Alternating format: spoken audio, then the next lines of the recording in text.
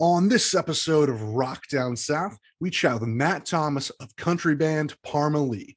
We talk about the new album titled For You coming out on July 30th, and also throw in some questions that fans would probably love to know about. We hope you all enjoy. Let's go.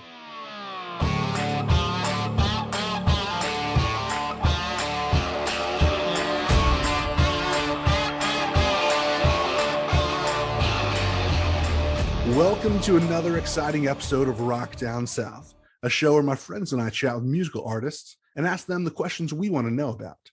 On today's show, we sit down with Matt Thomas, lead singer of country band Parmalee. And if you don't know who Parmalee is, I guarantee you've heard their songs on country radio, as they have some major charting hits. Songs like Just the Way, Carolina, and Close Your Eyes, to name a few.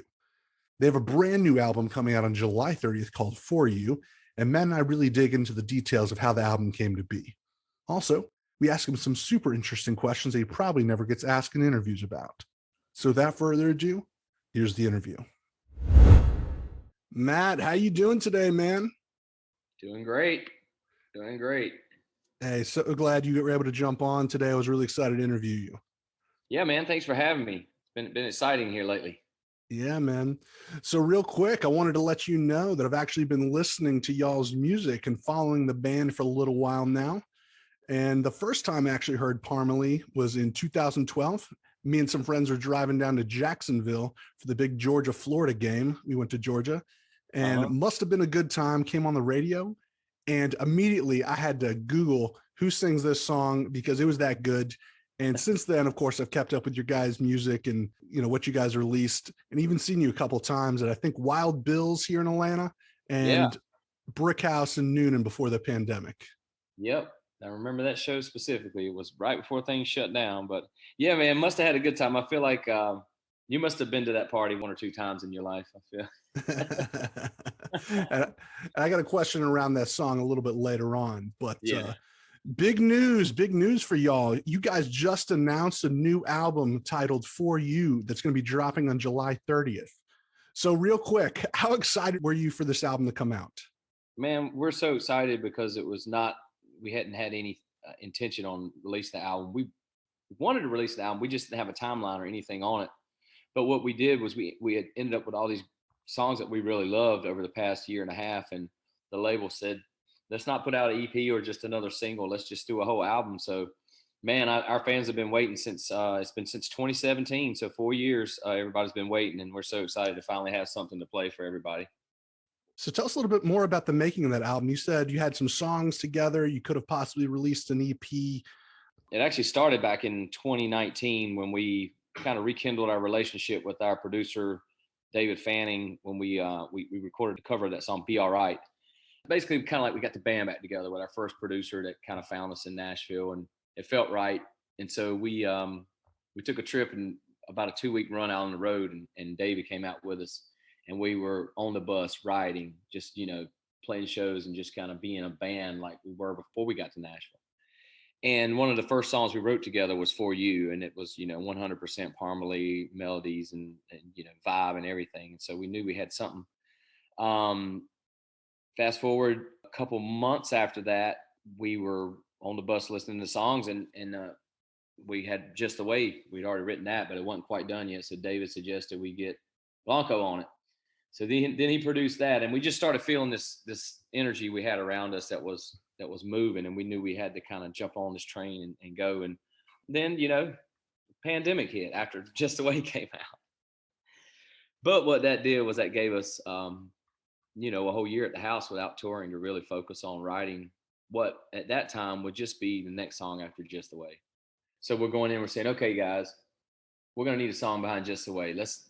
It needs to sound like Close Your Eyes did after Carolina, that kind of thing. So let's just go at it that way. And it all is, most of the stuff is speaking to you, directly to the listener, to the girl. And so that's why we named the album For You. And to the fans as well, it's a lot of direct conversation with people. We try to keep most of it up tempo, positive, a lot of songs about the girls in there. And that tends to be what has always been work for us. So we really looked at a lot of the things in that fashion. But like I said, it's just we started writing As soon as Just the Way came out, I'd written a lot before that, but we had a handful of songs that we really liked. And once we got through the pandemic, we had a bunch of songs that we all really liked. And once we started turning them into the label, they were like, let's just put out an album. I was like, let's go. So it was really we picked those songs. It was a vibe throughout the whole thing. And we had a bunch of great songs that didn't make the album, but they didn't quite fit the vibe of this For You album. And like I said, and it all started with the song For You, which correlates into a relationship, but also to the fans. And so we just kind of took that and ran with it. Oh, cool. And I know you guys dropped a couple of more songs last week for the album, Take My Name and Greatest Hits. Yeah. Yeah, and I listened to both of them, and I got to say, very well done, guys. Those are really, really good songs, really catchy. You know, Greatest Hits has that kind of beat-driven sound, and then Take My Name has that incredible chorus. And I really like that song. I think you probably could pull off that song with just a piano and vocals, maybe do a piano sessions part 2 one day. Yeah, that's definitely coming. We'd already talked about that. We've been so swamped here lately, but we've even talked about doing that song and hopefully and do some different languages and different variations, instrument wise and things.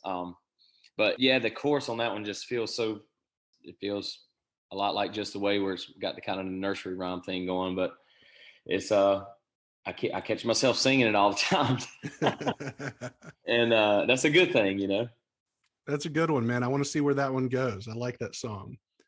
And I know there's a few months late, but I want to congratulate you guys on the success of Just the Way. #1 at Billboard's country airplay chart. Thank you, man. It's been an amazing ride on that song, and it's continuing to keep going. It's almost top 20 on the Hot AC charts with that version, and then our pop version just got some really good playlists this week, and man, it's crazy to think about.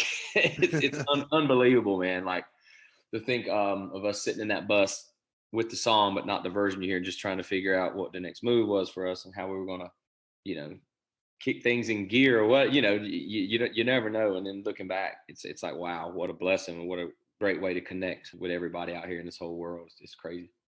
Yeah, I remember when that song came out. I think it was December 2019.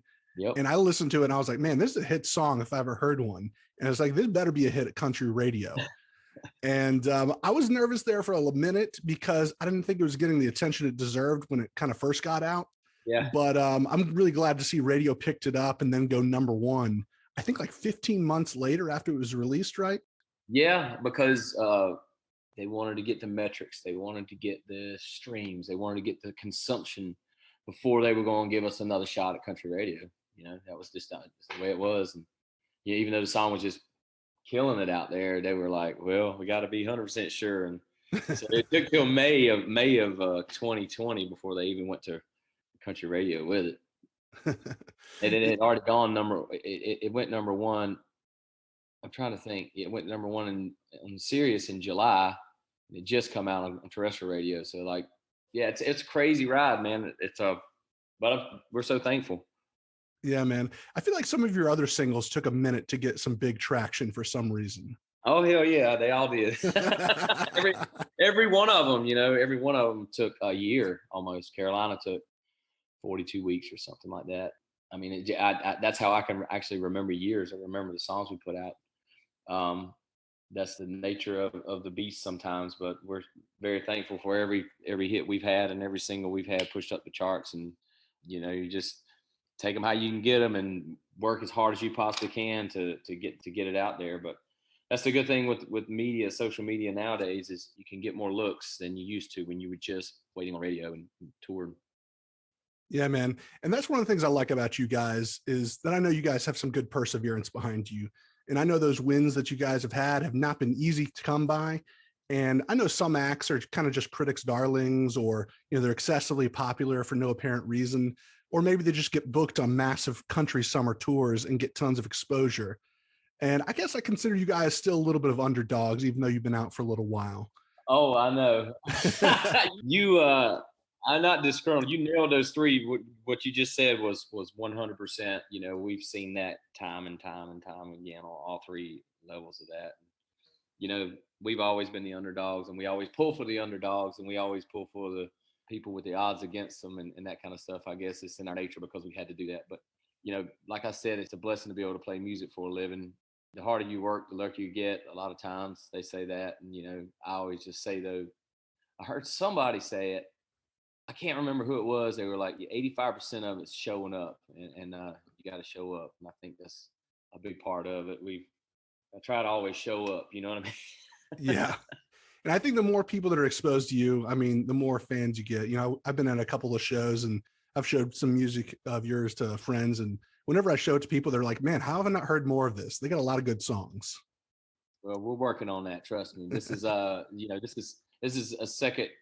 It's really cool. We've just did a lot of changes within this camp and our crew and our management team with the label. So we're really excited about this new album and what we have coming up and the opportunities. And yeah, man, it's been really cool the past 6 months to see everything happening. And speaking of good songs that you guys have, I think my top 4 favorites of y'all's are actually going to be, I think, mostly off your first album. Yeah. Must Have Had a Good Time, Already Calling You Mine, Close Your Eyes, and Hot Damn Dilemma. All right. Okay. Cool deal.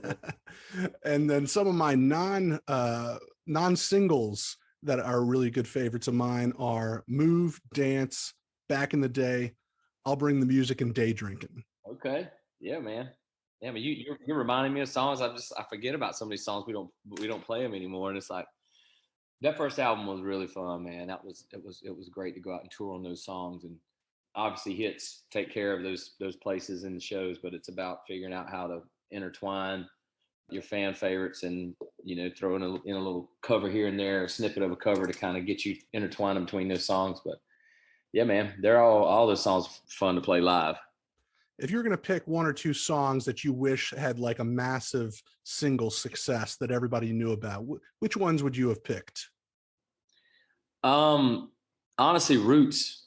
That would be the song that we it was teed up to be, you know, something big, and I think, you know, like you said, there's a lot of momentum, things that happen. Country radio. Like there's all kinds of things that, you know, happen. But I've had so many people come up and tell us how much they love that song, and that was just definitely one of my favorites that we put out. Another one, it Must Have Had a Good Time, man. That was the first song because we put that song out and it went to #1 for a month on Sirius, and we were starting to see people just come to the shows, and it's the first time we've seen that happen. People from all over the country coming to shows, and that was our first like taste at radio. That was really before the viral stuff happened, and it was just fun, man, seeing everybody and like just connecting to that song. And you know, that was all true. Everything we wrote in that song pretty much was just, it was all based on true events, because when we got here, we wrote that song, you know, we were having parties at our house 2 or 3 nights a week. Everybody in town knew where we lived. They would stop by our house randomly. You know, if I wasn't throwing a party one night, Barry was throwing a party.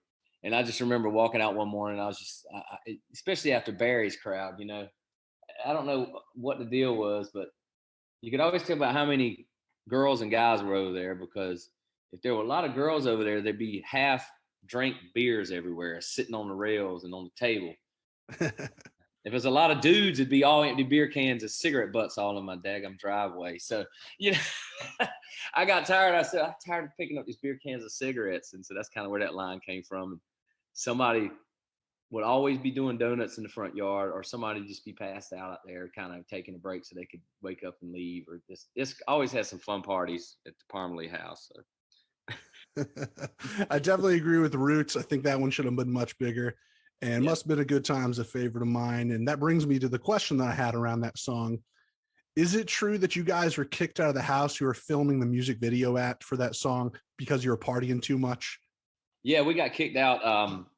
It's funny that music video, we did a performance video here in Nashville, and we went to location #2 where the party was already going. It looked like a circus when we showed up. They had bouncy tents. I mean, it's all in the video. Everything was happening. But they weren't really playing Must Have Had a Good Time at the party. They were just playing dance music. It was a dance party, crazy. And we walked through the lady's house. It was packed. And the mini horse that you see in the video used the bathroom on her car. And she said, all right, That's it. Get out. And I mean, kicked everybody out. That was a massive production there. People in the pool, dancing outside. I mean, everything you see in the video, it was 100 people there at least. And yeah, the mini horse, he used the bathroom in the house. That was it. So people were actually partying in that music video. They weren't just pretending to. No, that was a party pretty much. I mean, he was directing, but it was really like a lot of the director's friends and people, local people. And they just basically said, let's have a party. We're going to have this crazy wild party at this house. Everybody come out, dress crazy. And it was kind of one of those things, man. It's all kind of explained in the video if you look at it. It's a good video. Now, we did a video. I'm not sure if it's online anywhere. You may be able to find it. Before we shot that video, we actually did a similar party at our house out here in Nashville. We had just moved in, and we actually put the pool that we have out here was all tore up and didn't have any water in it. So we put my Jeep in the pool. The barn had just gotten blown down by tornadoes, so it was a wreck in our yard as well. We almost flipped over our RV. Barry did donuts in the front yard. Almost flipped the RV the bottom of the hill. But that's a different must have had a good time video. We'll have to post that up one day. Oh, that'd be cool. That'd be cool to see. Yeah, man. Is it true Parmalee was almost an active rock band? Well, we tried to be because we were shoveled in that direction by producers and managers at that time who told us we needed to be doing that. I mean, and the reason we're here is because we couldn't do it. You know, they were waiting. They had record labels telling us, "Hey, waiting on that song from Parmalee, man. We know these guys could do it." But we couldn't, we just couldn't. We weren't that band. We were who we are now. There was a little more rocking then. We had some more rocking stuff. But once we wrote Carolina, we had it figured out. We knew where we needed to be. And even after we took that to Nashville and really dove into it from that perspective, that's really when it came about. But yeah, a lot of years of just trying to figure out what we were doing. I mean, like I said, we didn't have anybody guiding us along the way. They would just tell us, and you would see stuff on TV and you try to do this, try to do that, try to write a song. It was tough. But like I said, when we figured it out, when we wrote Carolina, that was kind of like, okay, guys, this is it. This is what we've been searching for the past 5 years once we started. And I think that was a big, but it took a lot to get to that. It took a lot of left turns and right turns down the wrong roads to get to that. But yeah, we could never do the active rock thing. I mean, we love those bands and we're peers with a lot of those guys, friends with them, but we just couldn't do it. I read somewhere online that you guys worked with Nikki Sixx from Motley Crue on some songs back in the day. Is that true? Absolutely. Yeah, we were out in California earlier on in our career, and some guys we were working with had a studio out there, and one of the producers knew Nikki and brought him in to co-write and co-produce a couple songs with us. On that same trip, we were also told that we didn't need to be out in LA doing stuff, that we needed to be in Nashville. So that was part of the journey. But, it was really cool to meet Nikki growing up a Motley Crue fan. And, when a real life rock star walks in the room and you've been seeing them on TV your whole life, on stage, you're like, whoa, that's cool. So yeah, we wrote a couple cool songs out there. I'm not sure where those songs are living right now, but it was a very, very, very cool experience, man. One of those once in a lifetime things, man. So as you probably know, in 2014, a YouTuber named Sir Mashalot put out a viral video titled Mindblowing 6-Song Country Mashup that showed how several radio country songs had very interesting similarities. And of course, those songs were Close Your Eyes by Parmalee, Sure Be Cool If You Did by Blake Shelton, Drunk on You by Luke Bryan, This Is How We Roll, Florida Georgia Line, Chillin' at Cole Swindell, and Ready, Set, Roll by Chase Rice. What are your thoughts on that? All smash hits. I don't have to think about anything else. Were you happy to be included? Hell yeah. No, that was amazing, man, to be included on that.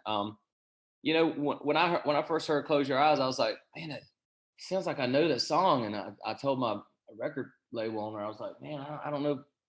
I feel like I know that song. I don't know if we should cut it. He said, that's exactly why you should cut it. And I'm sitting there going, yeah. After it was, top 5 big old hit for us, I'm like, okay, there you go. I think in certain, all over the place, you get people crossing up, especially out here. Everybody's, in the same little area code down here, writing songs and ideas or go around, melodies go around, chord progressions and chord progressions. They've been crossing up for years. So I remember seeing that and I was like, wow. And I know he did some manipulation with the keys and the tempos and all that stuff. But I mean, like I said, they're all big old hits. So that's where I stand on it. Yeah, man. I listened to that. I remember years ago, I was like, is there something wrong with me? I like all these songs a lot. Exactly. It's not, yeah, he does some key manipulation. Yeah. I'm sure you could probably do this to almost every pop song out there. Everyone. You can go back to 90s country and do the same thing on a lot of those songs that we're doing, like the blues stuff. And I mean, look, the way I look at it is if people like the songs and they're happy and they're smiling and they're having a good time, who cares? You know, it's a big old hit for us, and then all those other songs are big old hits for those other guys. So we're very appreciative of it. I think I heard you guys say you recorded some songs here in Atlanta. Do you have any Atlanta memories? I mean, okay, let's do this. We wrote Carolina in Atlanta. Oh, wow. And recorded it there. We actually recorded Blanco's vocal to Just the Way in Atlanta. So there's two right there. But yeah, we did some recording down there. A guy named Rick Beato's, big old YouTube guy now, producer from Atlanta that we work with. And I love it down there, man. It must be something in the air for us down there because, I mean, it holds a part of our two biggest songs. You need to come down here a little bit more. We will. So next question. Yeah. What is the worst show that you've ever played? Maybe it was a bad performance you had, a bad crowd, a small crowd, or maybe just a weird venue. Man, there's been a lot. For some reason, I think it was when we had to play for a radio station in like this buffet. They had the they had the speakers and set up in a little corner on the remote, and we were going to do an acoustic show, but it was like the Chinese buffet. I'm sorry, I couldn't keep a straight face. Nah, man, it's real. In the restaurant, you know, they got the buffet line. It'd be like going to a Golden Corral, and you set up over in the corner and you play. But it still wasn't bad. It's for a radio station, so you're getting radio play for it, and you're traveling and you're playing music, and you're. Did you at least get free food? Oh yeah, we got fed well, so I can't complain on that end. So I got a ridiculous question for you. All right. I've seen you wear a lot of white shirts and light colored pants on tour, and especially in your latest music video, Take My Name. Yeah. How do you do that? Whenever I wear white, I get anxious about spilling stuff all over myself. I keep a bunch of them with me. That's be honest with you. I was playing a show the other night, and it was in Nebraska, and they had the big cow fences up, and I jumped in front of the stage, and I jumped up on that cow fence, and it was just completely rusty, and all I thought was, "Don't hit your shirt." So I was kind of hanging off of it just a little bit with my bent over it, but hanging away from it. And I was like, "Don't get your shirt, don't get rust stripes on your shirt; it'll be all over it."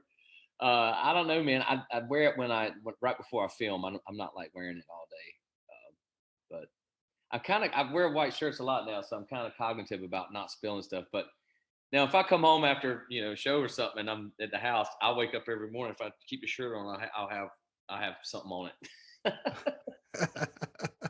But I try to keep one right before the show. To keep a clean one right before the show. So these next questions are what we close with and ask everyone. So first question, what would you tell your 21-year-old self? I think about that a lot.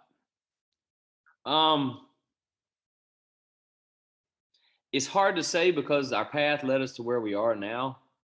Probably would have told my 21-year-old self to leave town and go travel. And at that point in time, I didn't really know a whole lot about music, how to go do it. We always just thought you played in a band and somebody was going to come see you and you get signed, and that was the end of it. But nobody told us that you could go to college and go learn to songwrite or go, learn the music business or any of that stuff. It kind of was just, we didn't know that. And I'm sure no matter what I told myself, I would have still done what I did. But that would probably be one thing. There's several other things I can't say it on. But you know, one good thing about staying home in the area was being able to stay with our family for a while, and now we're not there. You know, we've been gone 10 years, so I can't say I would have been a good move if I did that, but just try some things, try some different things, you know. Good answer, man. So next question. What are you drinking lately? And if you don't drink alcohol, it can be anything refreshing you like to drink. Oh, I got it, man. Um, okay, so Tito's with I usually use a half a lime. Get you a pretty good 5 pour on Tito's, about a half a lime, squeeze it out, and then they make this diet cranberry juice now that we found. It's really good, and it doesn't really have much sugar in it, so just a couple splashes of that and some ice, especially this time of year during the summertime. It's delicious. Sierra Nevada Hazy IPA is another great beer that I love. Try to stay away from the whiskey this time of year, right? What kind of whiskey you like? We're all Crown Royal guys. That's probably collectively our favorite. But I love a lot of makers, JMO, Bullet. For the most part, we enjoy a good cocktail. You mix it with Coca-Cola or ginger ale, or are you drinking on the rocks? Or I usually do neat waterback. Back home, it was always 7 and 7 or Seagram 7 and Crown and 7. That was what everybody. So anytime you go back home, it's almost like you gotta do that just to kind of remind you of old times and feel like you're back at home. So as you know, this is the Rock Down South podcast. So what is something that you love about the South that comes to mind? I love the accents, the people. Whatever you think of when you think of down home, that's what the South is to me. It's like, whether it's your grandma making biscuits and feeding you good when you go there, that just, your community coming together, the food, but like the people, man. It's like, I guess because it's always going to be my home people, and that's always going to make you feel like you're home, and that's where you belong, kind of thing. But the music too, man. The music is to me, all of my favorite music is, pretty much the stuff that really makes my hair stand up when I listen to it is the Southern soul and the stuff that came from, places that I'm kind of familiar with. And I know the culture, I know the food, I know the people, I know the talk, I know the ways to live and that kind of stuff. Hey, thank you so much, Matt, for being a part of the show today. What do you have in the works that people should know about? Well, first and foremost, the album coming out. It's July 30th. That's top priority. We're talking in the talks about writing a book about our crazy life story of being in this band and all the things we've been through. Really excited about that. Doing a lot of songwriting, so I'm hopefully have some songs coming out with some other artists out here pretty soon. And man, just hitting the road. I mean, we're just trying to tour as much as possible because we missed last year and we're just trying to double up and catch up. And on top of having an album come out, it's going to be promotion season nonstop, man. But everything behind that, merch, all kinds of projects and stuff. We'll be putting a lot of stuff out this year, so we're really excited.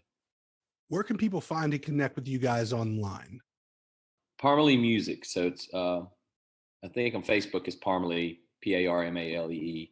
Parmalee Music on Instagram, and I think TikTok is Parmalee Music as well, maybe. But we're always trying to interact as much as possible on socials and have a good time with everybody.